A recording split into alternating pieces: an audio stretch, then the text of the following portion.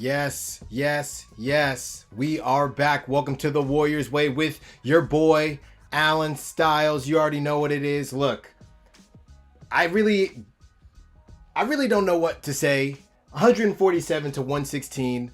The Mavericks are awful, but we're not letting that have anything to do with what the Warriors did today. They came out, they did their thing, and we love to see it. It was, the Kelly Oubre show. This is what we've been looking for. We've been looking for Kelly Oubre to finally break out. He's had some good games, but new career high, okay? He couldn't miss. He was in fuego the whole game. Hold on one second. Let me get the Twitter popping right now. Let everybody know what we're on because we got the chat going. We got the phone lines going. We got the text lines going. We got it all working right now. So people need to know. Hold on one second.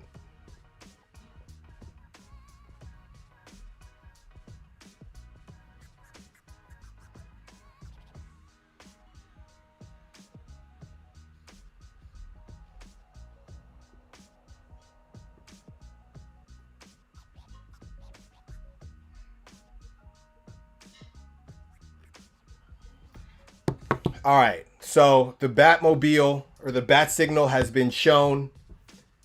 I wasn't alone, okay? I wasn't alone in the things that I said about the Warriors after the last game. And a lot of it was true. Again, we said it during the last game. This is a middle of the road team. You're going to have some highs and you're going to have some lows, but we love the highs way more than the lows. And when the lows do come, you have to just expect them. And when the highs come, they're really fun and they're really exciting. This is a different time. We said it before. This is a different time for Warriors fans. The expectations was so high when it was KD, Clay, the 73 win season. These are different expectations. So you almost enjoy them. I don't want to say enjoy them more, but I would say with the KD Warriors, you expected them to smack teams every single game. And it wasn't that it wasn't fun, but it was expected. So this is kind of unexpected when it happens. Like I said, sure, the Mavs are 9-14, but they got Luka Doncic. We love to crown people early. Everybody loves to do that. And that's what happened right there with the Mavericks. Luka's going to be really good, but they're having a tough go. I see Seth Curry is trending. I don't know if this is all different simply because they traded him, but, Mark Cuban is going to want to be out. I'm out. So I don't know if that means Rick Carlisle is going to be out. I don't know what the deal is, but it's not working this season so far for the Mavs. But this is about the Warriors. You got Draymond Green, 11 points. 11 points. I don't know what's more impressive. Draymond with 11 or Kelly Oubre with 40. I'm literally torn. I'm torn here. Draymond yammed on Luka Doncic. Kelly Oubre couldn't miss a three. It was like, when you make 2 threes on college sports jam or college basketball jam. That was what Kelly Oubre was on, and nobody blocked his shot, so it just kept going, and he just didn't miss all game, it seemed like. Steph Curry does his thing, 28. That's what he's going to do. Andrew Wiggins with 18. Damian Lee with 17. These numbers sound crazy, but that's how you get to 147. I've said it multiple times. The average score per game is 112. They get 147. That is nothing short of amazing. Michael Mulder dropped 12. He dropped 12. This was an offensive fireworks show for the Warriors. And that's the thing about these baseball series. They're going to play the Mavericks again. So I saw people on Twitter, hey, I hope you didn't make all your shots today. We better hope not. But the way the Mavericks been playing, you don't even have to make all of them. I think the game really shifted. What I saw was when Porzingis got that foul. When he almost got destroyed by Kelly Oubre, tried to send him in the grave, and he got that foul. And after that, he sat for a bit, and the Warriors just started rolling after that. Because like we said, 6'7", Steph said he hasn't played on a team who the biggest guy was 6'7" since high school. Like, that's not even going to get it done some nights at the Y. That's not even enough. But once you get Porzingis out of there, you can be as big as you want. You have to be skilled. And the Mavericks just didn't have it. Luka Doncic had a rough go. What did he end with? he probably still ended decently. I mean, 27, but it was a 27 that he kind of had to, it was just from chucking up a bunch of shots because he had no choice. So he gets 27.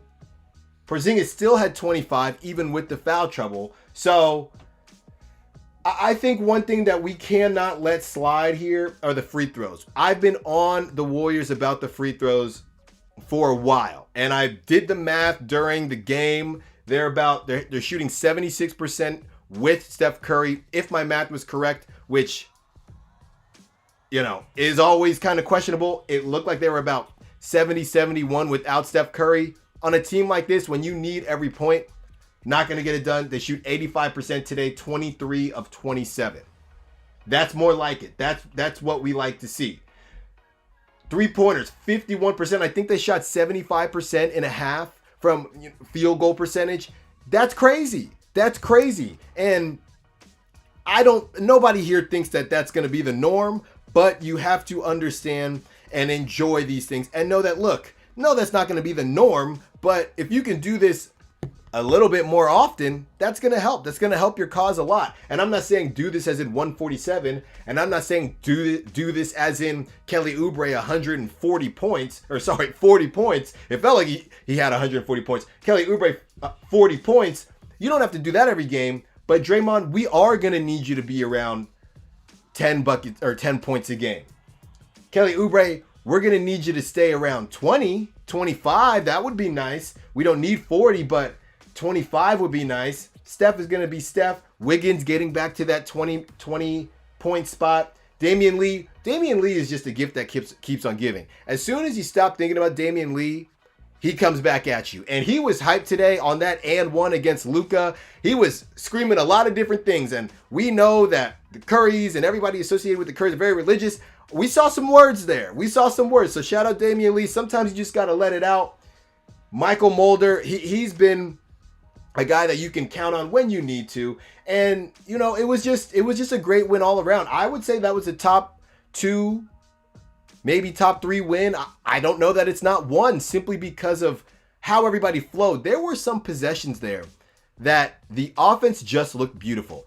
And yes, it has something to do with how bad the Mavericks defense was. But like we said in the last game, even against the Celtics, they're going to get those open shots because somebody is always going to be giving Steph extra attention, probably more than one person. What do you do when you get those shots? And today they were able to capitalize on them, and you get what you get right here. And that's what you love to see. They got the Mavericks again. And I spoke last week, or the last game that they had, about going 500 throughout this stretch, which is basically what they've been. They're 12-10. They've never gotten 3 games above 500, if I'm not mistaken. Riding 500 is not going to get it done. I don't even know if that gets you in the playoffs. I really don't. Maybe a play-in game, but 500 is not where you would like to be. So you got to rattle some of these off. Very excited, and not to look forward too quickly, but very excited to see how they come out on Saturday. Saturday is an ABC game, primetime game. Luka's going to be hyped. Even though he dropped 27 today, he's going to want to perform better. Kristaps, if he does stay hot, that's still a problem. The issue is they don't really have anybody else. Josh Richardson, 6 points. Yikes. That's a lot of yikes. Tim Hardaway Jr., he's 19. He's gonna give you that every game. Jalen Brunson, those 4 guys, really, that's all you have to worry about. Now, you don't have to worry about that many guys on the Warriors either, but when you have nights like this, yes, you do. What happens on Saturday? Can they keep it going? I think Rick Carlisle,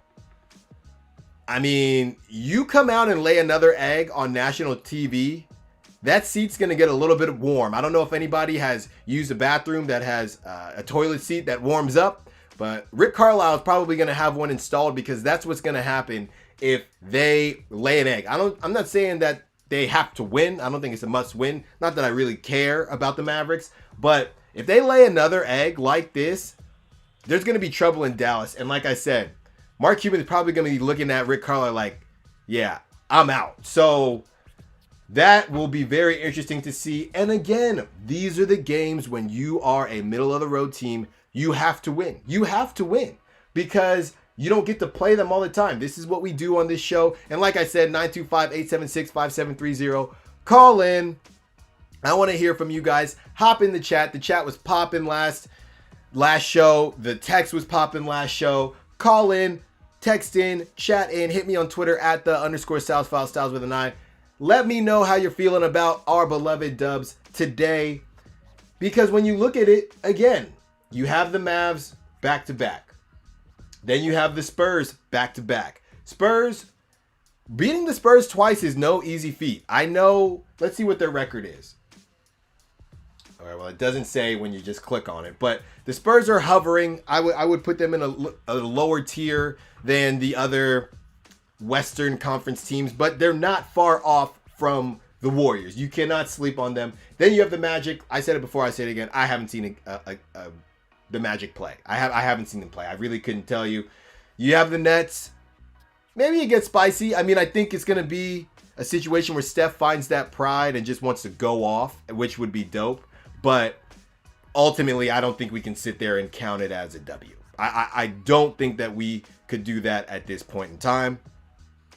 And then you go on and you have the Cavs. Again, can't sleep on the Cavs or the Heat. The Heat have been struggling, but they get Jimmy Butler back. They're going to be rolling and they're going to scratch and claw. So you'd like to see another win against the Mavericks, eclipse that 3 games over 300 finally. You get maybe 1 against the Spurs at least, hopefully 2, and you beat the Magic and you're looking at 5 in a row. Now that I'm looking pretty far ahead, you're looking at 5 in a row, you drop one to the Nets, no big deal.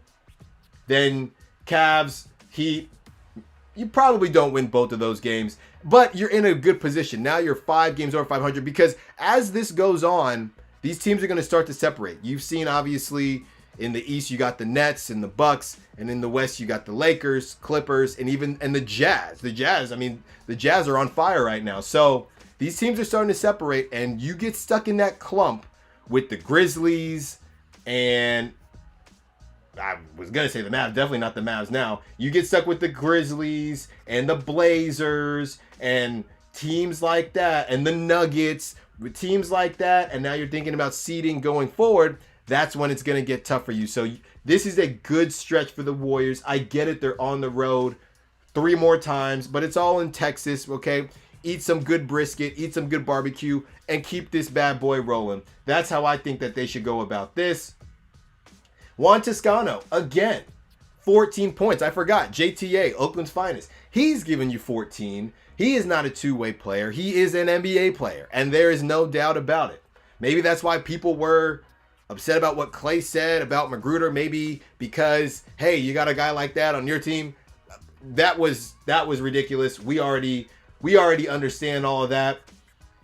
Then that's the thing about the bench. You know, the bench is going to be fluid. The bench is going to be ever changing. You don't expect someone off the bench to give you these buckets. They recognize that at this moment in time, you don't have Pascal.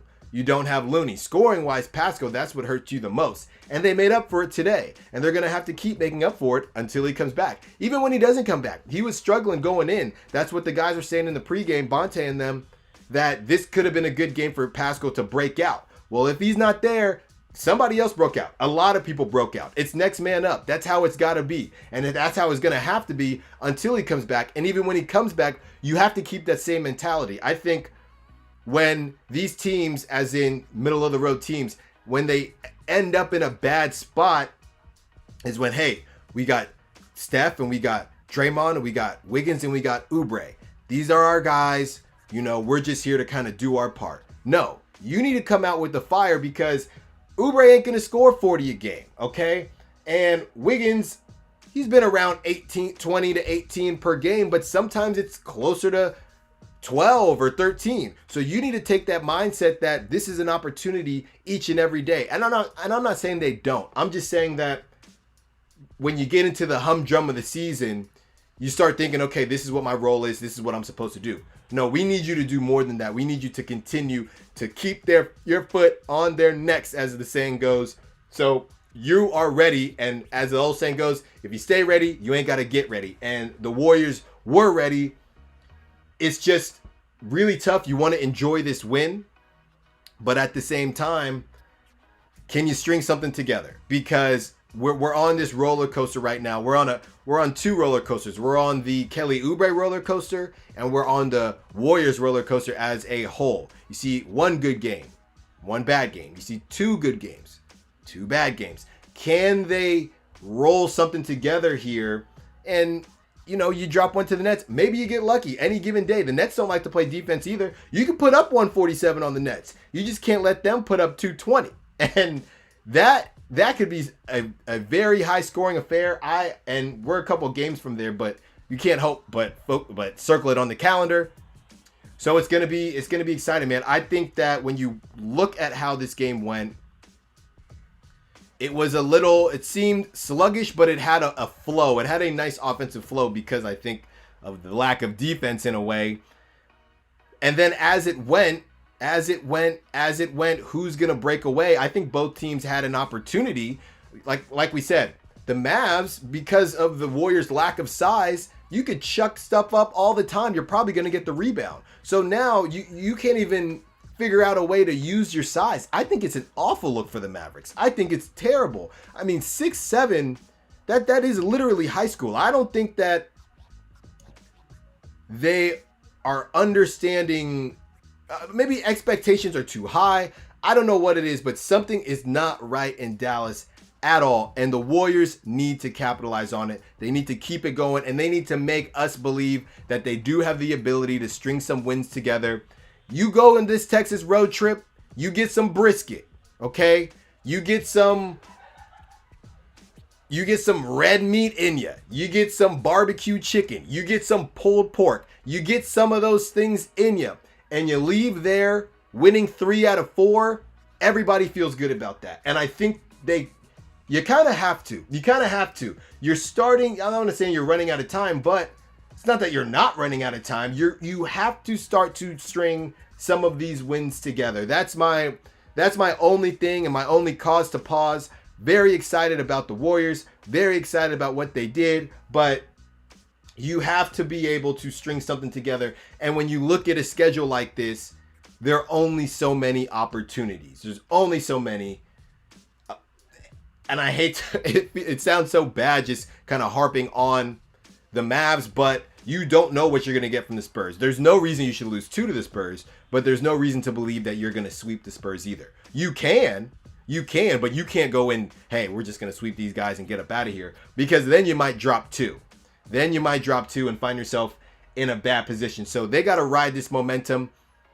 I think it was one of those games where it got so out of hand for the Mavs that, back from everybody's playing days, you lose a game. Losing a game 25-2 if this was baseball, or, literally what happened today, 147 to 116. Sometimes that's an easier pill to swallow than losing on a buzzer beater. A lot of times it is, because it's easier to flush it and move forward. So I expect the Mavs to come out and play much better. I just think that they have to, and they want to. They beat now Luka. He just has Trae Young's number. That's all we know. Doesn't matter how bad the Mavs are. They're gonna beat the Hawks, because that's just how it goes. And Luka will always have that because of that trade. That's how it seems so far. But besides that, they haven't really been able to show very much more than that. And they're another team that, Warriors at least have a winning record. They haven't been able to string things together. So they're going to be looking to bounce back. And the Warriors are going to be looking to keep something rolling and head into a game against the Spurs that you should have a really good chance to win. I know everybody is excited right now. I know everybody is juiced, but please hop in the chat. Hit me up, 925-876-5730. Text line, Twitter, @the_SouthFile, with an I. I don't want to take too much time. I might only go for 9 more minutes because there's not much more to say. Kelly Oubre, the GOAT. Okay, he was goating it up, blowing kisses. We love to see all that. Kelly Oubre came to play. And sometimes you hear the trade talks, and it's not that this is the first time you heard him. He heard the trade talks, and he hasn't played very well in some games. But sometimes you get something going, and you say, you know what? Kelly Oubre's never lacked confidence. Okay, I'll say that. But sometimes you just need to see the ball going early, and when that happens, you just start rolling, and that's what we saw today. Now, he has to remember, this is where coaching comes in. He has to remember, okay, what happened throughout this game? Why did I play so well besides the Mavericks being trash? What things worked? What things still didn't work, right? Nobody shoots 100%. What could I have done better? And take that into the next game. I talked about this with the last time the Warriors played, it was the G League Timberwolves, and how they played them twice back to back. The Timberwolves, they go out and they do not beat the Suns. You beat the Mavericks on Saturday. You have to remember, they're not a very good team. The Spurs are better. They're just better run, even though they don't have a superstar like Luka Doncic. You cannot go in there thinking you can. First of all, you can't take the Mavericks for granted. Second of all, you cannot do the same thing against the Spurs if you beat the Mavericks. You have to pretend like every team is going to give you their best shot. The Warriors are still sought after to beat. Teams still want to beat you. Doesn't matter that you don't have Clay. As long as you have Steph Curry, the babyface assassin with those green eyes, teams are coming at your neck. And you have to realize that. And I think that sometimes, hey, we had a down year last year. Nobody cares. Nobody cares about that. Steph didn't play. Clay didn't play. KD was gone. That season didn't even matter. All that did was put the Warriors in a better position and allowed them to get James Wiseman. So nobody really cares that they beat you last year because everybody beat you last year. This is the year. Oh, is Steph going to be able to get to the playoffs without the rest of the band? Is Draymond really worth that contract? They're still coming for you. So you have to understand that, and you have to be ready to go. There's no off days here. And I think the Warriors need to take that mentality, not in the physical sense of let's chuck up threes and try to play like those Warriors played, and the mentality in that we are champions. A lot of those banners from the last decade, the last half decade, the last decade are in Chase Center. Should be in Oracle, in Chase Center. So don't pretend like these teams don't care or don't get hyped up to play you. Steph Curry still annoys a lot of people, and Steph Curry still annoys a lot of players. So you have to be ready each and every game. And if you do that, and if you play as a team, you might not score 147 points every single game. You probably won't, but you will come out ready to play. You will play as a cohesive unit, and you will get more W's than L's, and that's what we need to get into the playoffs. And once that tournament starts, all bets are off. This has been the Warriors Way. Thank you guys for tuning in, and until next time, be safe, be well, be wise. Peace.